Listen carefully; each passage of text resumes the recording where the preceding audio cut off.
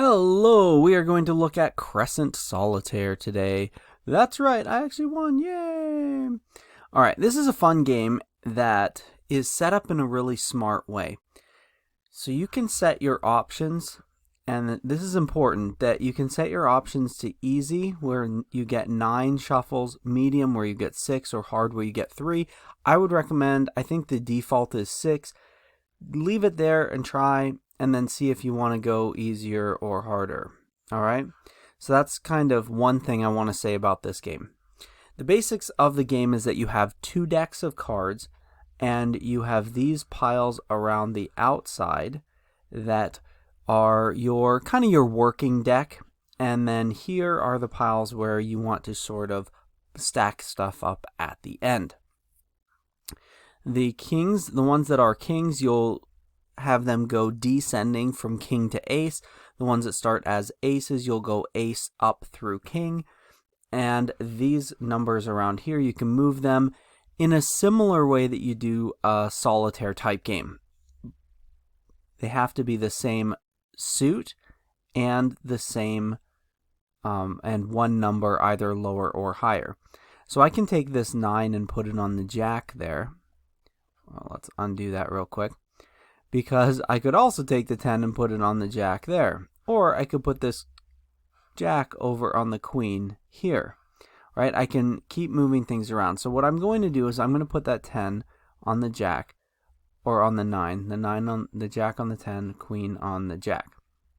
The reason I'm doing those ones is because I know it doesn't matter. I can now, what I'm going to do is actually line those up and put them here in a descending order. But just to show you, I can load them up on top of these cards over here. You can also, not now, but, and I can't with this queen, but you could, if you had another queen, actually pull it out and use it again if you wanted in this version. Each of these decks has 6 cards. They're face up, so you can take a look at what's underneath. For example, if I wanted to check, what am I going to do? This 3 on the 2 or the 2 on the 3? And you can check what's underneath both of them before you make that move. Let's say you want, I don't know, whatever you want to do. It's a pretty straightforward game. I want to give you a couple of hints though. Number 1 is if you start putting 6 on 7 here, then what you're going to end up with is 6, 7, 8, or 7, 6, 5, 4, 3, 2 on this one.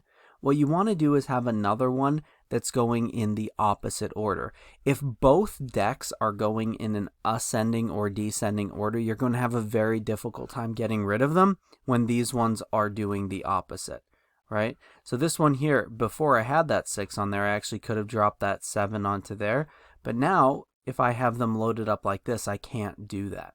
So you kind of see how that works, where you want to have available to you both options. So if I have, let's see, I've got a 5 here. Yeah, sure. Let's look at this one here. So if I'm trying to go ace, 2, 3, 4, 5, 6, then what I want to do is stack the 5 on top of the 6. That way I'll put the 5 on, and then the 6 will be immediately available. In the other way, if I had done 6 on top of 5, now I have to wait until I get king, queen, jack, 10, 9, 8, 7, 6 to be able to use that 5. So you can kind of see how that works, where you're basically going to stack them in one order or another, depending on what you're trying to do. All right, just a tip, I would have try and have basically one pile going ascending, one pile going descending along the outside. Other than that, I guess it's just a fun game. You keep playing, you stacking cards up. Here I've got I'll stack up some cards here randomly, and I'll put the 5 on the 6. All right, and you just keep going. If you get an ace or a king, then you can't use it very much, but otherwise, like that king, I'm probably not going to use that one for a while. It'll be one of my last cards, so I'll start stacking on top of that one, queen, jack, etc. The thing that you should know as well is that each of these piles here starts with 6 cards. They'll have a different number as you continue to stack up or down on the numbers. And as soon as you get rid of one of these piles, you can't replenish it. So you can't use this space here. Once you've gotten rid of it, it's done. All right? So that's something to keep in mind as well. All right.